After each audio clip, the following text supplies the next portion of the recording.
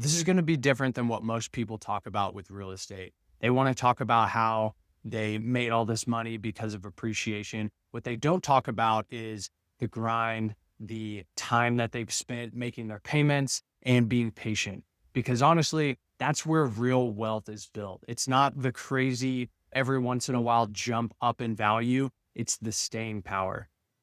Here's how this actually happens. Year one, you go in, you pull your money together, you buy the property, you are doing some repairs or renovations the first couple years. It's nothing really exciting, but everything that's happening is happening in the background. Every month, your loan balance is going down.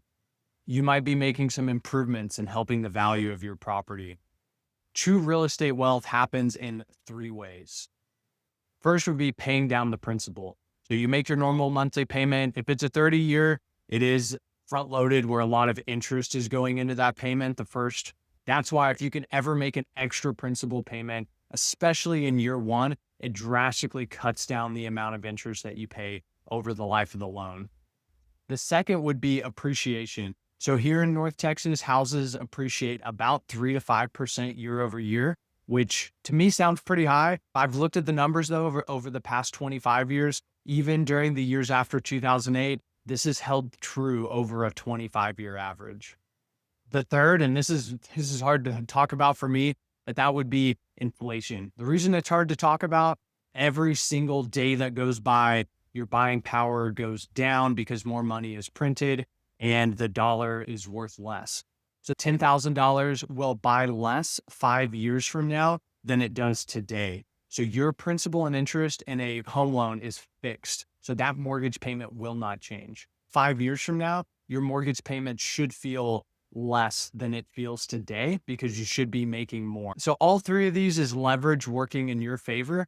And here's the truth. Most people don't lose in real estate because the market crashes. Most people lose because they leave the house too early.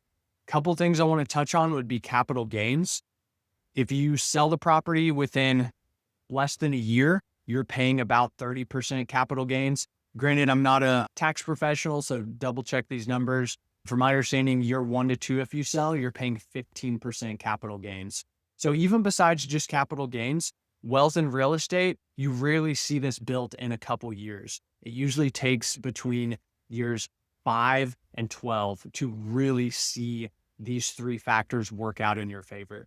So that part, it's kind of boring, right? You don't hear a lot of people talking about it, but that's when you're going to see true wealth with real estate. If you're buying a home for a quick win, real estate might disappoint you. But if you're buying for stability, long-term control, and optionality later, real estate has a proven track record of winning in this regard. It's not the massive spike in appreciation, it's the staying power. And staying power builds legacy. If you want to see what building wealth in real estate looks like for you personally, reach out to me and my team. We can help do a deep dive analysis and help make sure that you have the right step moving forward.